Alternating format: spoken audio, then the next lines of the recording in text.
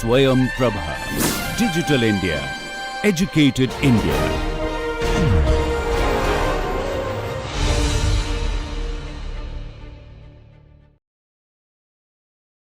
Welcome back, everybody. So we are going to talk about bonding in organic molecules. Organic molecules are molecules that have a CH, carbon, hydrogen, or hydrocarbon backbone. You can have other flavors on it, like oxygen, sulfur, nitrogen, phosphorus, but mainly it's CH bonds.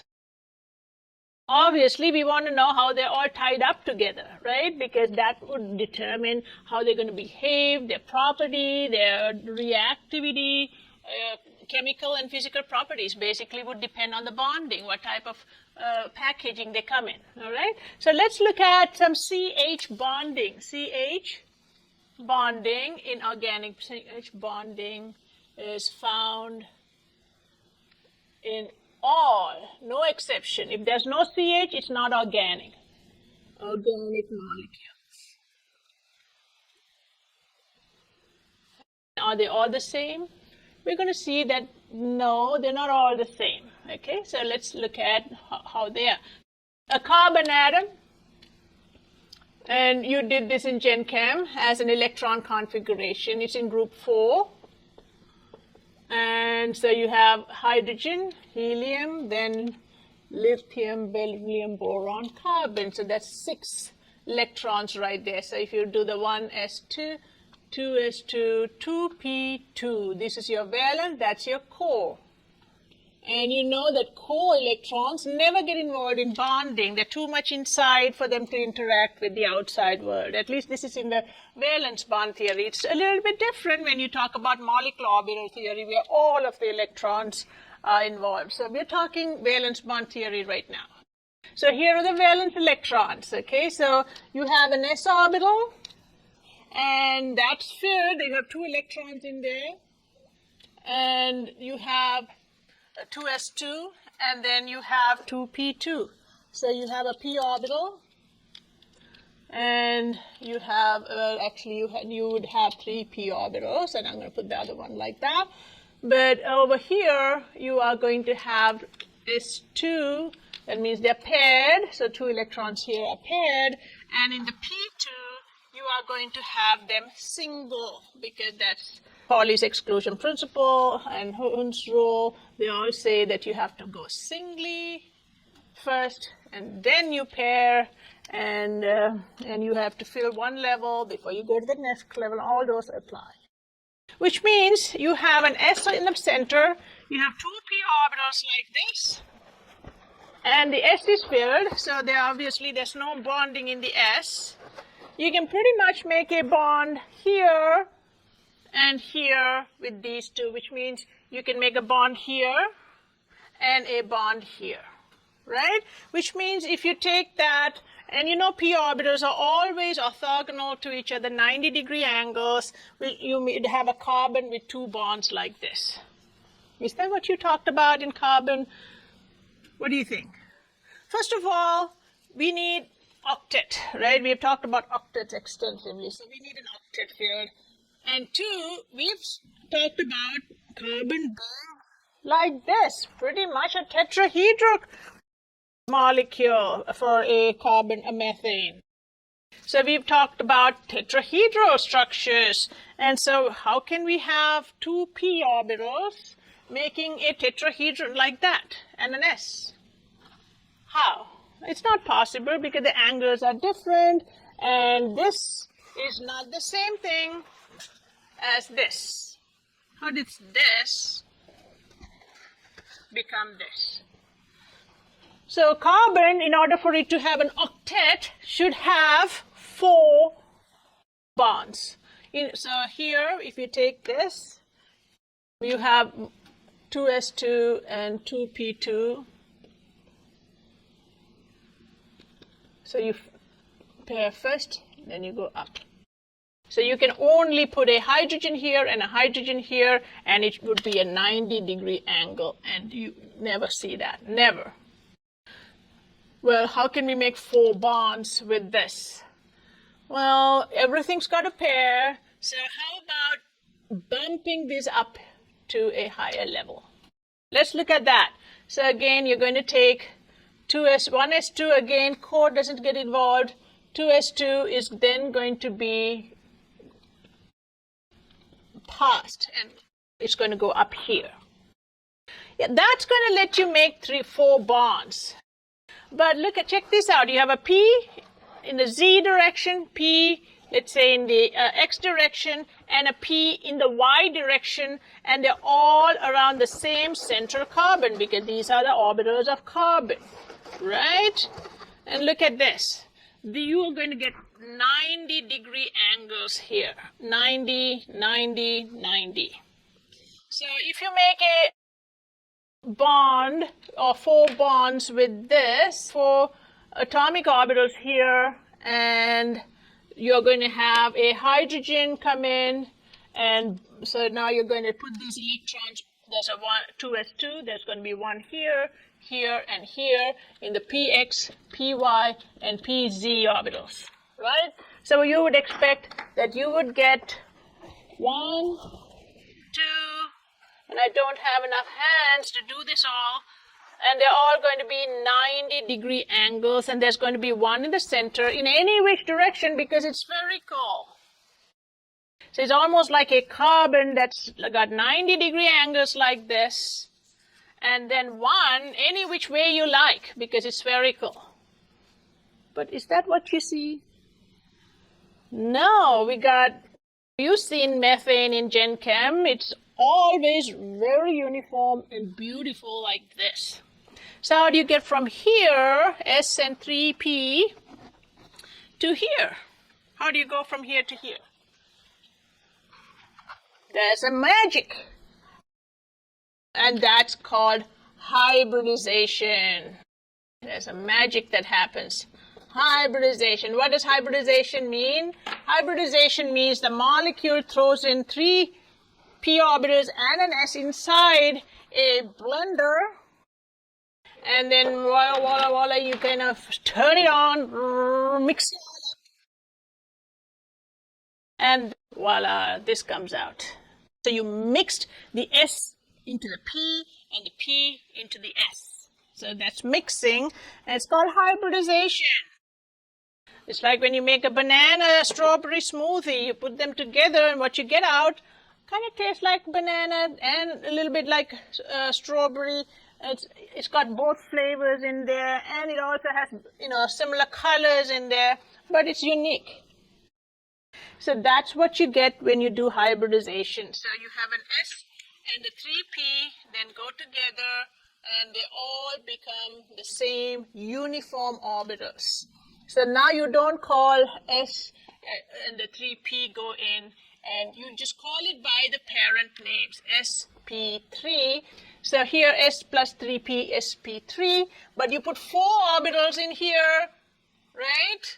And so you're going to get 4 orbitals. So the number of atomic orbitals would be equal to the number of hybrid orbitals always, always. You don't lose anything out there. So here, now you can go in and put those electrons on the sp3 orbital. So each one of this is called an sp3, and it'll have an electron in there. sp3, sp3, sp3, sp3. And so you have electrons in the sp3, and now you can do some bonding. You can take these electrons and then you can pair them with another atom. Let's say the simplest is going to be a hydrogen. So I can so this is all going to be around your carbon, and they are going to have a shape like this. So that's your one sp3, here's another sp3, and these are all same angle and same size. What are the advantages in hybridization? You can see the lobe is bigger and the electron density. So if you take the wave function here, and the square of the wave function is the probability of finding an electron in here 90% of the time, that's all contained in this big lobe. So now it's much easier to then bring this and make a head-on collision bond with this hydrogen.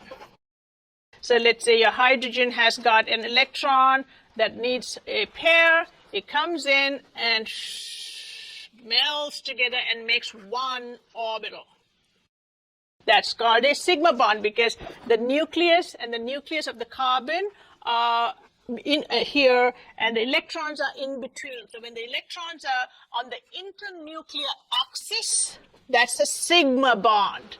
All right. So here is a sigma bond. So now you won't see a pink and a red. You'll see just one orbital like that, and the hydrogen will be inside. That's an sp3s bond, sigma bond. And you will have 4 of these. And you'll have 4 of these. I don't have 4 hands, unfortunately, to do 4 at the same time, but you just have to use your imagination. So you'll have 4 of these, and that's what heats up your home every night. The energy that you get to dry your clothes, your natural gas even drives your buses, that small molecule. Methane. So here, uniform sp3, and then you're going to bring 4 hydrogen atoms, and they are going to then go in here, and let's say these are your hydrogen atoms. 4 of them, they're going to have their pair and make a CH bond, and this is how we represent that. So this, let's say this is your hydrogen electron in here, and the reason why we are putting these kind of hooks up and down is because they have spin. So they have spin in one direction, and then the other one that comes and pairs with it spins in the other direction, so they're spin paired. So that's why we do this, to show spin pairing. Carbon, hydrogen, carbon, hydrogen, carbon, hydrogen, 4 of them. So this is just an energy stack diagram. But the orbital diagram is going to show where over here you're going to have your hydrogen pairing with this. And then you are going, well, you could say, there's like an overlap here. That's like the typical diagram that you draw. But really it's going to be 4 big lobes like that for a methane. So that is going to be CH4. Now it's a little bit cumbersome to kind of draw methane like this every time. So for every bond, every pair of electrons that's in the internuclear axis, that's called sigma bond, we are going to draw a line just to simplify it. So that means electrons are in the internuclear axis. This is the nucleus, this is the nucleus. In between, you're finding these electrons. That's a sigma. You can only make 1 sigma between 2 elements because there is no other space to, there's only 1 internuclear axis. So you can't make 2 sigma bonds in an element, but you have to first make a sigma bond to make any form of contact between 2 elements. That's the main bonding. You can have, subsequent bonding parallel to this called pi bond, and we'll talk about that later. But without the sigma here, there's no pi, there's nothing else. There's no contact. The first point of contact is a sigma.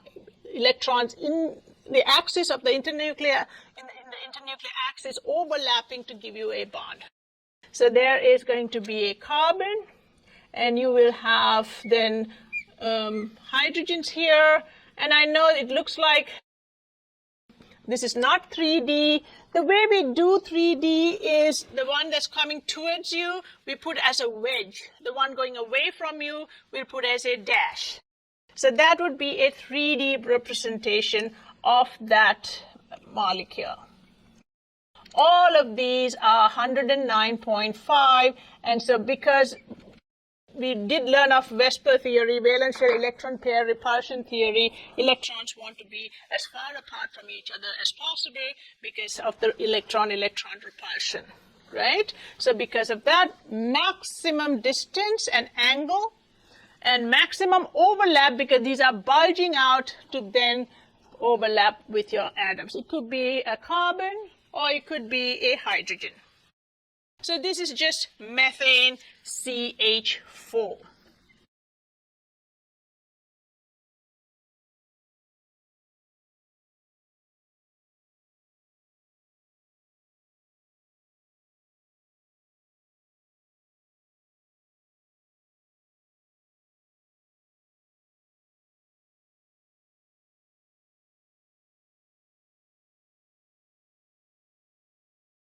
That's the simplest one. Let's look at something a little bit bigger.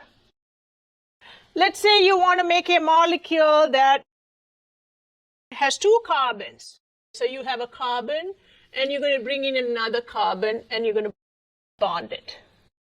So same thing, 1s2 2p2, but we know that this cannot happen because there's not enough space for 4 bonds to get an octet. So you spread these out, but then this is not an evenly spaced bond. You're still going to have 90-degree angle, which is bad. So then you hybridize it. So you go from here, and so you have a carbon here that is going to have, again, let me do this again. So you have S, and here S2 carbon 1, and let's say carbon 2. You're going to take 2 carbons and bond them. So here's your SP, and this is not going to work. They are going to hybridize. They would both have to hybridize. So you can't really take an atomic carbon like this and go with a hybridized carbon. So here, when you hybridize here, you will get, so I'm just going to put hybridize, which means you're just going to turn on that blender, your Kenmore or Ninja or whatever, blend it all up and get, voila, your sp3. So here you are now going to get 4 sp3, and the same thing would have to happen over here for carbon 2. So we're trying to make a bond between 2 carbons instead of just carbon hydrogen like we saw here. So this is for CH4, and we're going to see what happens when you have a C bond. So here are 4 sp3 carbons. This is one, and this is another one. Now you can have all of them hybridized in the same energy, same shape. Now they're much more uniform. Let's say you have 4 electrons in here now, and they are going to be all just like this. When we draw it like this, it doesn't mean those are 4 different orbitals in 4 different places. It just means they're all held together by a central carbon atom. So now this carbon and this carbon will hold hands through an sp3. So you're going to take this and do an sp3. So they'll meld together and make one sigma orbital. So that thin membrane that you see in the middle would actually break, and it's almost like you're mixing the 2 airs or the 2 electron densities inside one orbital. That's a CC bond. So here you're going to take that. So here you would take the carbon here, and the carbon here will share an sp3. In physical reality, it's going to look like this. So you're going to take these sp3 orbitals, and you'll have 2 of them. And so let's see, you're going to take this. I'm going to draw it out like this. And you have, this is C1. And here's another one, and I'm drawing 2 because sometimes when you only draw one, students kind of don't get where the other one went. So that's why I'm drawing 2. And here is that, then 3 of these, okay? So only one of the sp3 orbitals is going with the other sp3. So here's your sp3, they come together and they have a common space. It's like they're mixing in those electron densities. So now you have an sp3, and because it's along the inner nuclear axis, we call it the sigma. What about these guys then? What do they do? Are they just going to sit and watch? What are we going to do with these? Something's got to bond with them. You can put an oxygen, hydrogen, carbon, but you got to put something. So here, these 2 have kind of come together, spin paired, and occupied the sigma. These, we can bring in other things. Just to simplify stuff, I'm just going to bring hydrogen. So you can bring a hydrogen here, and the hydrogen electrons are going to come in and pair with them. So you would need 3 of these, and that's where you would put them, okay? And even though I'm putting it like this, these electrons are going to be all over here. And same here. So this is just going to be 3 hydrogen atoms, atomic hydrogens, and they will come in and take the electrons and pair with them. So here's your hydrogen, hydrogen, and hydrogen, and the electrons are all over here. I'm just going to draw it here. There you go. So now all the orbitals are filled, and this is going to be a very beautiful carbon-carbon bond. It's called ethane, methane, ethane. Now again, as I said before, we don't really want to draw all of this every time we say ethane. For every sigma bond is denoted by one line. That's it. Carbon sigma bond. And here too, the hydrogen nuclei are right here. So these electrons are in the internuclear axis. So these are all sigma bonds. So you'll have all this are going to be lines as well. Sigma bond, one sigma bond is one line. There you go, that's ethane. And if you want to, you can draw it 3D just like that with wedges and dashes. Okay, let's draw it out. So here's your carbon, carbon, and you can have your hydrogens like this, parallel to each other.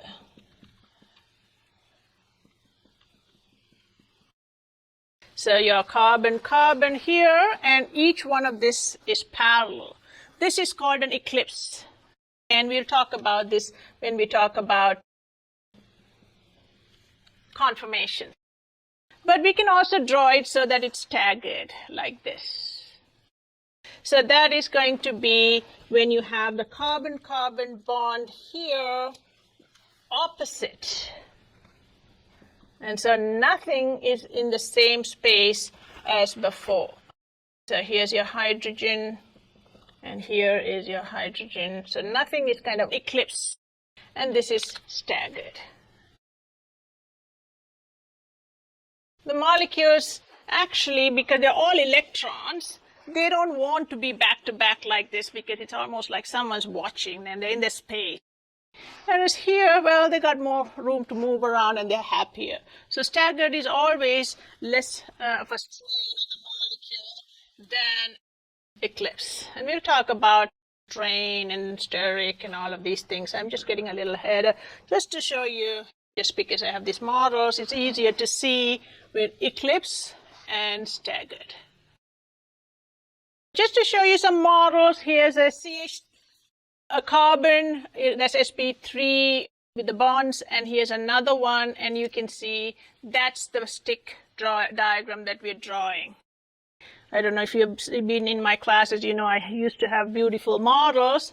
I can't find them. I'm actually suspecting my husband looked at them and thought, what's all this plastic junk doing here, and threw them out. But he's not a chemist. So over here, I've just made them using balloons. So you can see the middle one is the CC, those are the CHs. And we have a beautiful ethane. Ethane also is part of the gas that comes through your gas pipes, and you burn them to heat yourself up, to cook, to clean, to so many things. So these are very, very useful molecules. Okay, so is that it? That's all? Can carbon do anything else? Carbon is group 4, so it's very versatile. It can bond with many different elements and make 4 bonds, which is more than what nitrogen and oxygen does in the neutral state. And so we can see that there's going to be a lot more. Let's look at what happens when you have a carbon-carbon bond, but you really don't have enough hydrogens.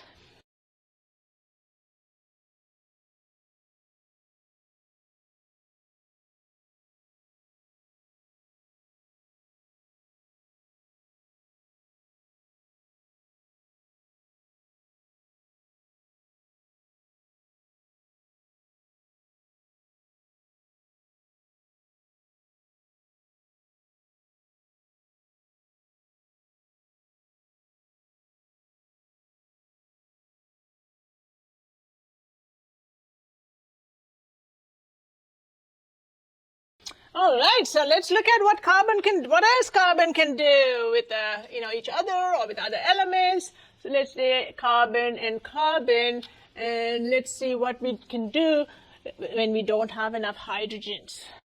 So carbon can bond, but let's say we don't have the 3 hydrogens here like in the ethane. We only have 4. What can carbon do? So let's look at that. So here's S2S and 2P, 2S and 2P, and over here we are going to have the same kind of situation, 2S, 2P. You're going to start with the atomic orbitals that are valence, just like before, and we are going to see 2S, 2P2, and then you can make 4 bonds. Carbon's got to make 4 bonds for an octet, so you go over here.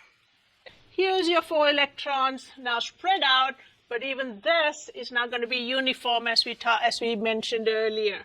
So we're going to have to mix, but we don't have enough hydrogens to go and make all of these bonds. So we only have 2 hydrogens here and 2 hydrogens here, and we don't have hydrogens here. So therefore, when you have sigma bonds, that means you have bonds on the internuclear axis. Like for example, let's say this is a chlorine and this is a chlorine. It's on the internuclear axis. This is where you need these big orbitals. The huge hybridized orbitals with, elongated lobes in order for you to get a tight hug or a tight overlap. So sigma bonds need hybrid orbitals. And lone pairs need hybrid orbitals. Electrons that can make double bonds, you don't need a hybrid because those are not on the internuclear axis. So here, getting a little bit ahead myself, so here we have carbon, and as I said, we only have 2 hydrogens for bonding. We are in a hydrogen deficient state, and so we only need 3 hybrid orbitals for each one of these. We don't need 4 hybrid orbitals. We're not going to make 4 sigma bonds. So that means I only need to take the S and the 2P here and mix them up to make S and the 2P here, and same here for this carbon, S and the 2P, and mix them up in a vortex blender. Okay? So because we only need hybrid orbitals for sigma. So I'm going to write this out again. Hybrid orbitals are needed for sigma bonds, and later on we'll talk about lone pairs, and I'm going to include it here. Okay, so we have 3 sigma, we're only going to put a 2p, 3 orbitals, 2p and 1 s, and put them in the blender, mix them all up, and they're all going to come out uniform like this, sp3. You got to do the exact same thing to this one. You can't just have one of them like that for bonding. You need to have a partner with the same hybridization over there. So over here, you're going to take 2p and an s, put them in the blender, mix them all up, turn it off, and here you go. So you got 2 of these now. Beautiful, uniform, big lobes, sp2. I can come in and share electrons and bond. So tight hug, strong bonds. All right, so let's do that here. So hybrid orbitals, you're going to mix them up and mix. Now you're going to get the same uniform orbitals. You only put 3 in, and here you only put 3 in, and you're going to have the p orbital here by itself. We didn't put that in because we don't need it. So here we're going to put these 3 electrons in the sp2, just 2. And we have 3 of those because we put 3 orbitals, s and 2p, so you'll get 3 orbitals. You start with 3, you get 3, same here. sp2. even though we're drawing them in a line, it's like this. Here's an sp2 with one electron. Here's an sp2. And here's an sp2. And same here. 3 sp2 orbitals with electrons, sp2, sp2, sp2. Now these two are going to hold hands and come together. So here you're going to hold hands and melt together and become one orbital, not two. I wish I could break that in between and make it into one, but I can't physically do that. So it's just going to be one orbital, and that would be the sigma, because it's in the inner nuclear axis. It's between the two nuclei. And you can only make one sigma because there's no other space for another sigma. So there's one sigma bond right there. So you take these two, and that's your carbon-carbon sigma bond. Okay, so here you can see, so this would be plus, minus, minus. These are like the wave functions. These are just calculations. No one's really seen this. They're just calculations. But this is your sigma bond, carbon-carbon sigma, and it is called an sp2, sp2, because they're between two sp2 orbitals. So sigma sp2, sp2. And then we have these. What can we do? We can put other carbons in here, oxygens in here. I'm just going to simplify it and just put hydrogen. So the hydrogen electrons are going to go in and pair. Hydrogen electrons are going to go in and pair. Same here. Hydrogen or carbon or whatever is going to go in and pair. Let's just simplify it now, since this is just the first time you're looking at it. So here's, it's going to go in and pair. So that means you're going to have a CH, CH, sp2, S. sp2 with S. Sigma sp2, S. So that's where you're going to have your the sp2, S. So we've taken care of all the hybrid orbitals. Let's draw them out here.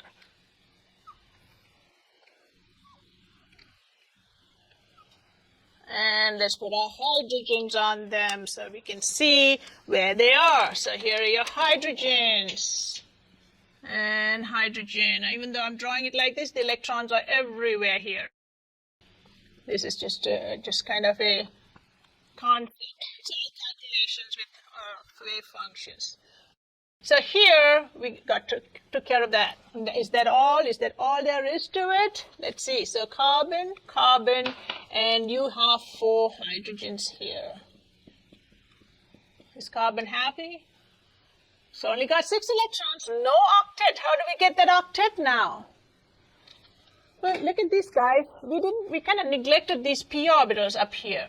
Okay, so every time you had 4 orbitals there, one of the p's kind of stayed on. It didn't hybridize.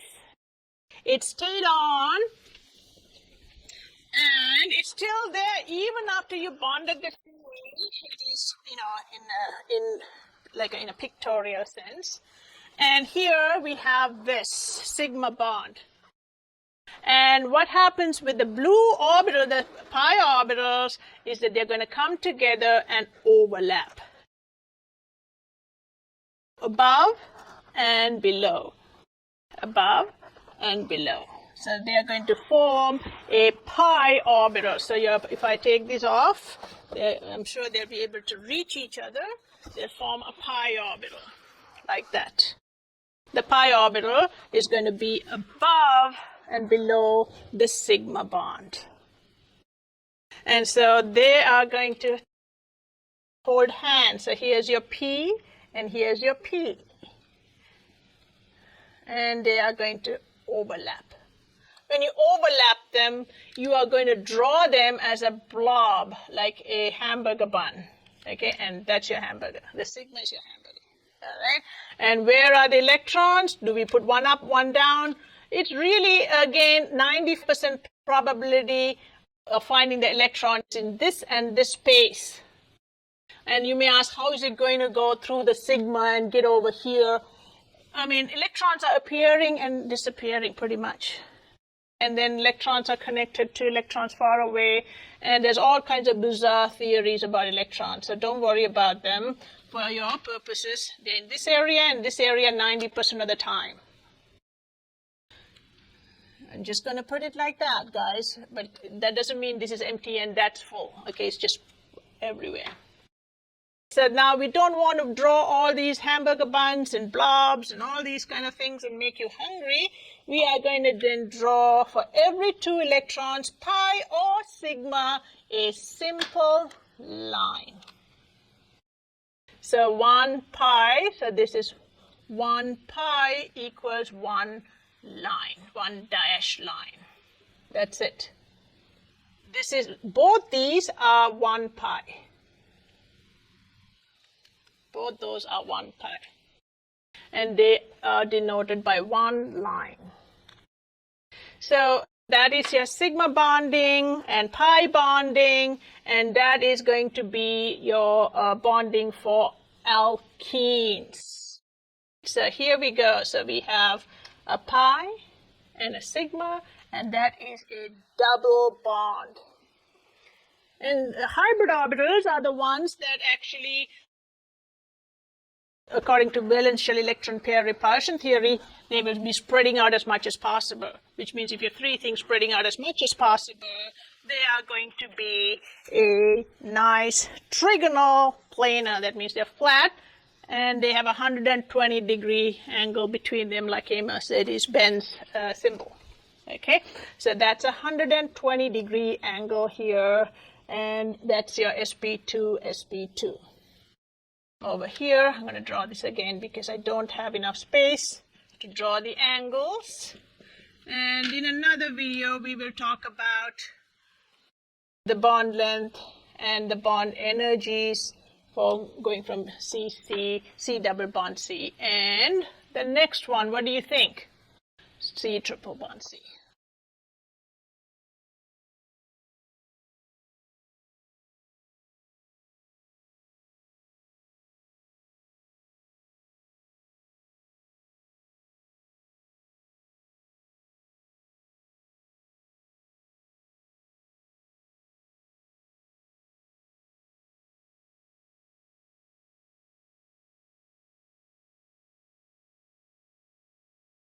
So let's say we are even more hydrogen deficient. You're going deeper and deeper into the earth. There's no hydrogen there, and carbons want to bond, make 4 bonds to get octets. How are they going to do it?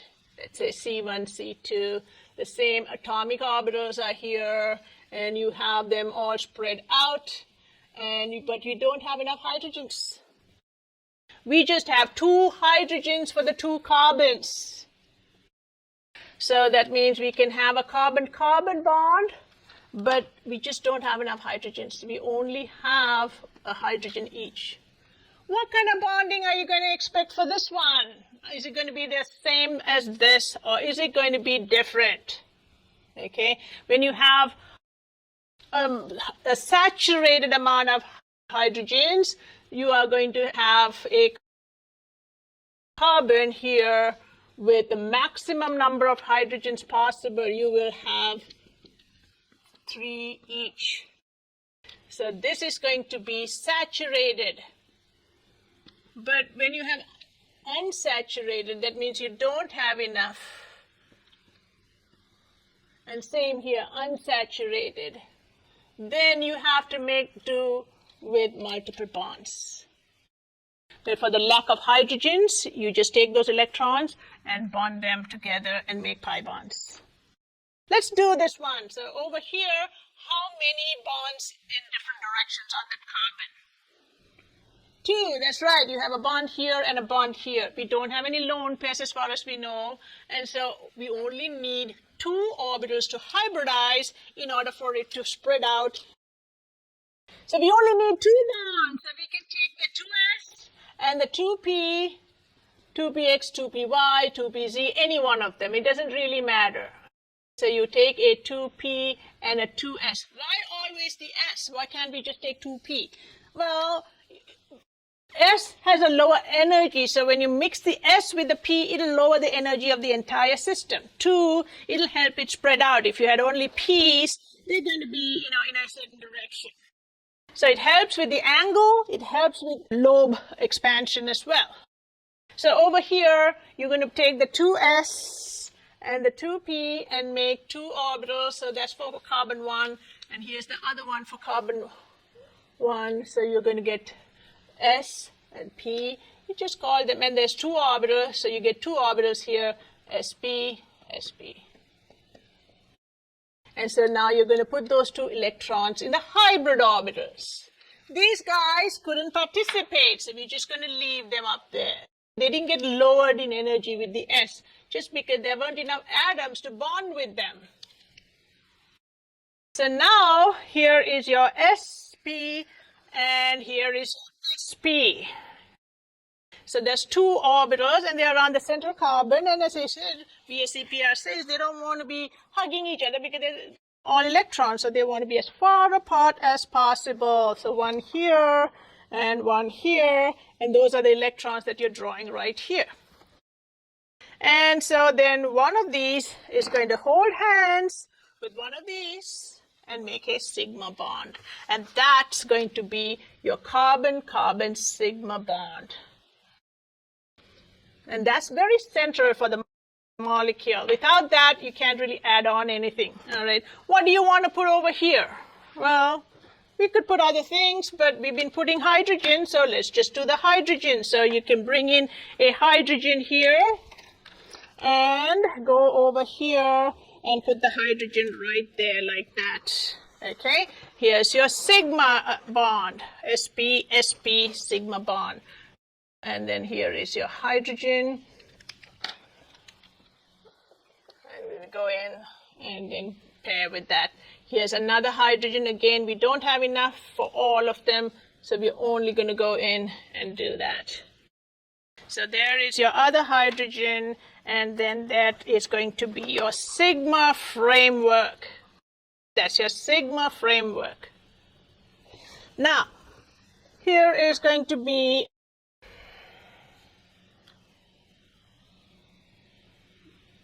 so that's your sigma bond, and then over here, because it's 180 degrees apart, VSEPR wants it to be as far apart as possible, so these electrons aren't going to be bumping into each other. Now, that's going to be just a framework like that. Is that good enough for carbon? Of course not. You don't have an octet. Obviously, we got to have more electrons here to get an octet. And where are we going to look for those? We are going to look for the p's here to overlap. So these 2 p's are going to come over here and make a pi. All right. So here are the 2 p's. That's going to make a pi. So here's a p bond, p orbital, and here's a p orbital. And you are going to come over here, and you're going to overlap above and below. So basically, you're going to have the same kind of p orbital you had before, above and below, with a sigma bond in between. So we're going to draw it out like that. Good. Well, we kind of taken up all the space. What about these? And these are going to hold hands and make another pi. So over here, we did this just like we did it over here with this p orbital and this p orbital holding hands and making a pi. We're going to do 2 pi's here. Okay, so we had an sp sigma, and then SPS CH and an SPS CH. That's our sigma framework that we have. Now, the p orbitals are going to be orthogonal to each other, one in the z direction and one in the y direction here. So they're really not in each other's space. So you can overlap the p orbitals above and below, and I have to take these sp orbitals out to show you. Sigma sp, sp, and that's this one, the sigma sp, sp. Carbon, carbon. And that's what we draw as a line here. Then we have sigma sps. Sigma sps. Between the carbon and hydrogen, CH. Sigma sps. And we have that over here as well. Then we have a pi. This is 1 pi. And you may wonder where the other one is. And so let me show you where it's going to be. So here is the sigma. Here's the sigma s. And so you can have above and below, front and back. All right? So we have names for this. Alkane is when you all single bonds.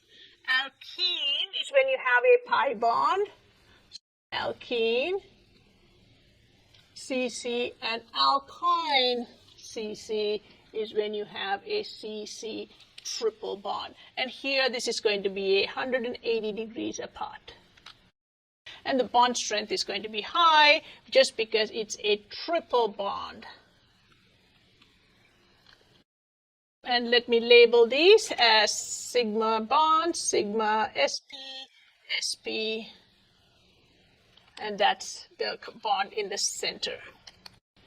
All right, so just a simple summary here. When you have carbon atoms have got S2P2 valence electrons, but that doesn't really help them to make 4 bonds, so they got to blend it all in and hybridize. So they hybridize orbitals according to the number of bonds they're going to make, or lone pairs. It's almost like they know what's coming and they get prepared for it. So if you have 4 bonds, you're going to put the S and the 3p, always the S because it lowers the energy, and you would get a 4sp3. They'll be all even and push apart as much as possible just because they all have 2 electrons in them and they repel. So you get a nice tetrahedral orbital over here. This is going to be tetrahedral. Now, if you take a carbon that's only going to make 3 bonds, then you only have to hybridize 3 of the orbitals, always the S, and then the 2p, and so you throw them in the mixer and you get sp2. But then you don't throw the p orbitals, these 2 p orbitals, in the mixer, and they don't hybridize. They're just like atomic orbitals. They come together and make a pi. So you'll have 3 sp2 orbitals, and so therefore they're going to be in 3 different directions, and that will be called a trigonal planar. And later on, you will know the bond angles and so bond strength and so on. Over here, if you only are going to make 2 sigma bonds, then you only have to take 1 s and 1 p, throw them in, and hybridize them to 2 sp orbitals. The 2 p orbitals stay by themselves. Sp orbitals are the ones that are going to do the bonding with each other and with other elements. So you have sps come together to make a sigma bond here, sp to make a CH bond there, and you have a beautiful bonding over here with the sp hybridization. Now the p orbitals then come over and in front and behind the sigma framework and kind of really make like a double hamburger bond, top, bottom, front and back, and cover up that sigma bond, and so it almost is like a roll. Okay, so this is going to be a linear alkyne, and so it's 180 degrees apart. So the formula for alkynes is CnH2n minus 2. Bye.